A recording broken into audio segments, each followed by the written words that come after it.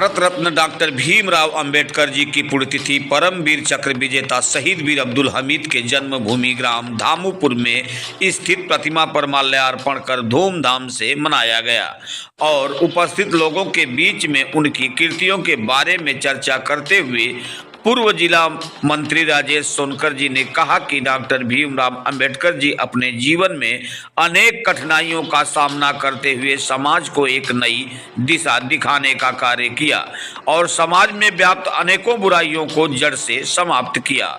वरिष्ठ नेता सुधाकर कुशवाहा जी ने कहा कि डॉक्टर भीमराव अंबेडकर जी बहुआयामी प्रतिभा के धनी थे। वह दलित और पिछड़े समाज के लोगों से किया कि शिक्षित बनो, संगठित बनो, संघर्ष करो, तभी आप समाज के मूल धारा से जुड़ पाएंगे और अपने अधिकारों को प्राप्त कर पाएंगे।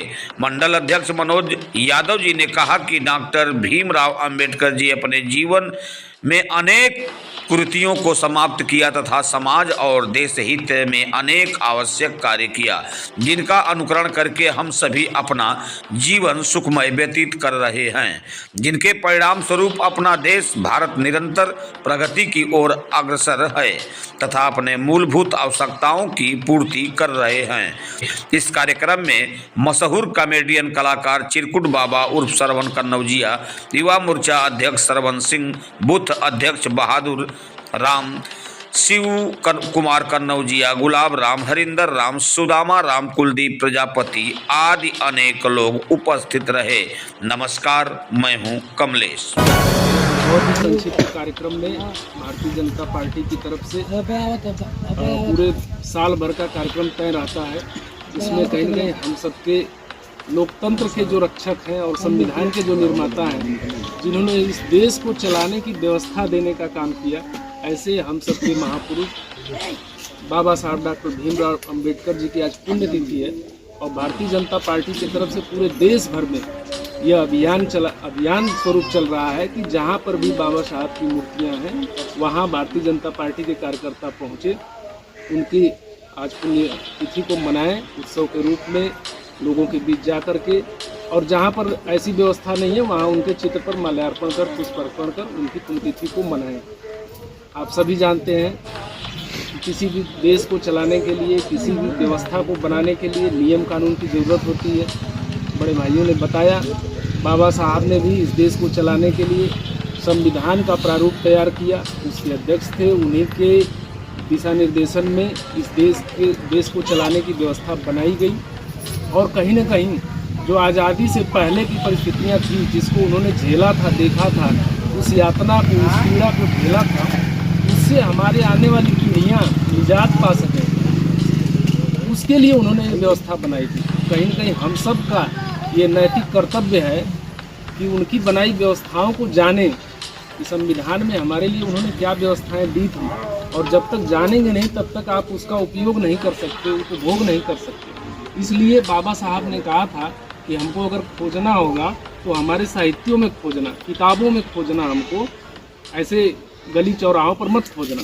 ये हम सब के लिए जागरूकता का विषय है। हम सब आपके बीच में आए, आप सब लोग इकट्ठे हुए, बाबा साहब के विषय पर चर्चा हुई, लेकिन उनका अपना मत था कि अगर हमको खोजना होगा, हमको जानना होगा तो हमारे साहित्यों को पढ़ना, और जब तक आप और हम सभी साहित्य नहीं पढ़ेंगे, उनकी द्वारा लिखी हुई व्यवस्थाओं को नहीं समझेंगे, नहीं जानेंगे, संविधान को हम नहीं समझ सकते, और जब तक संविधान को नहीं समझ सकते तब तक हम अपने अधिकारों को नहीं समझ सकते, और जब तक हम अपने अधिकार नहीं पा सकते हैं, हम मुख्य धारा में समाज की नहीं जुड़ सकते। इसलिए आज इस पुण्यतिथि के अवसर पर हम आप सब से, माताओं बहनों से, नौजवान साथियों से, सबसे आग्रह करता हूँ कि कहीं न कहीं हर जगह पर पतला, मोटा, छोटा, बड़ा, डिजिटल रूप में भी यह व्यवस्था उपलब्ध है।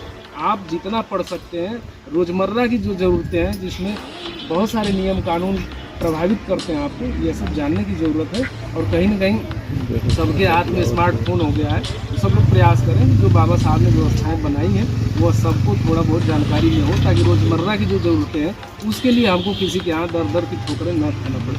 इन्हीं सब बातों के साथ उनकी पुण्य स्मृतियों को स्मरण करते हुए आप सबका इस कार्यक्रम में आप सब यहाँ उपस्थित हुए, आप सबका हृदय से आभार, अभिनंदन व्यक्त करते हुए मैं अपनी बात समाप्त करता हूँ। बाबा साहब अमर रहे, अमर रहे, अमर रहे। बाबा साहब अमर रहे, अमर रहे। अपना देश भारत 15 अगस्त 1947 को आज़ाद हुआ और जिस रीत और नियम से अपना देश फिलहाल चल रहा है, जिसे हम लोकतंत्र कहते हैं, उसे चलाने के लिए एक संविधान, एक कानून बना और उस महत्वपूर्ण कानून के बनाने में डॉक्टर भीमराव अम्बेडकर जी का महत्वपूर्ण स्थान रहा। यहाँ काफ़ी शिक्षित पढ़े लिखे लोग उपस्थित हैं। वे जानते हैं कि जब संविधान का निर्माण हुआ तो उस संविधान सभा के अध्यक्ष डॉक्टर भीमराव अम्बेडकर जी रहे। उन्होंने अनेक अपने जीवन में त्याग और तपस्या किया। पहले पूर्व में छुआछूत की भावना हुआ करती थी, लोग एक दूसरे से दूर हुआ करते थे। ऐसे तमाम झंझाटों को झेलते हुए इन्होंने अनेक ऐतिहासिक कार्य किया। आज उन्हीं की पुण्यतिथि है। हम सभी समाज के तमाम सम्मानित लोग यहाँ उपस्थित हैं और उनकी कृतियों को याद करते हुए आज उनके पुण्यतिथि के शुभ अवसर पर हम सभी आपके क्षेत्र में उपस्थित हैं और बाबा साहब का आप सभी के सानिध्य में माल्यार्पण कर उनके पुण्यतिथि को मनाए हैं। हम सभी के बीच में तमाम लोग यहाँ उपस्थित हैं। अपने राजेश सोनकर जी हैं, विधानसभा की तैयारी करते हैं भारतीय जनता पार्टी से चकनिया से। उनके ठीक बगल में बड़े भाई सुधाकर कुशवाहा जी हैं, वरिष्ठ नेता हमारे हैं, अवधेश यादव जी हैं, ऐसे तमाम सरवण सिंह जी हैं, ऐसे तमाम। और सबसे अच्छी बात कि हमारे हम सभी का समय समय पर मनोरंजन करने वाले और एक अच्छी सीख देते हैं ऐसे समाज में, ऐसे चिरकुट बाबा जी हम सभी के बीच उपस्थित हैं। इनका इस कार्यक्रम में हार्दिक जोरदार ताली। और ये काफी ऐतिहासिक पल है और आप सभी की सहभागिता भी सुंदर है। हम सभी आप सभी के प्रति अपना आभार प्रकट करते हैं और अपने वरिष्ठों से चाहूँगा ज़्यादा नहीं, बाबा साहब को याद करते हुए इनके कृतियों पर अपना 2-2 1-1 मिनट का विचार रखें और हम सभी अपने अगले कार्यक्रम के लिए प्रस्थान करेंगे। जी की जयंती पर इस शहीदी धरती दामोपुर के प्रांगण में हमारे सामने हम लोग परिवार जो हम लोग का समाज है और परिवार के साथ में मिल करके हम लोगों ने माल्यार्पण किया। और उसके बाद बाबा साहब की कृतियों को याद करते हुए मैं बस 2 लाइन उनके विषय पे कहना चाहूँगा। बाबा साहब जब उनकी शुरुआत किए, उनकी जब पढ़ाई लिखाई बहुत ही विषम परिस्थितियों में हुई, उनको कच्छ के बाहर बैठाया जाता था, पर तमाम सब धारणा झेलते हुए उन्होंने जो ऐसा कर दिया कि भारत का संविधान उन्होंने लिखा। उस ऐसे महापुरुष को हम लोग आज याद कर रहे हैं, उनकी जयंती पर हम लोग उपस्थित हैं। इसी को देखते हुए हमारे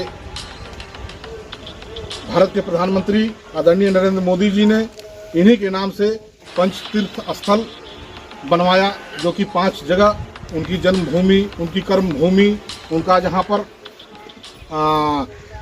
जहाँ उनको रहना था, सब कुछ देखते हुए भारतीय जनता पार्टी ने ऐसा विकास का कार्य उनको देखते हुए किया और उन्हीं के निर्देश पर, शीर्ष नेतृत्व के निर्देश पर आज हम लोग इस दामोपुर प्रांगण में उपस्थित हैं और बाबा साहब की कृतियों को याद कर रहे हैं। इन्हीं चंद बातों के साथ यहाँ पर उपस्थित माताओं बहनों का, पितातुल्य बुजुर्ग और हमारे नौजवान साथियों का, सभी लोगों का मैं हार्दिक वंदन अभिनंदन करते हुए मैं अपनी वाणी को विराम देता हूँ। धन्यवाद।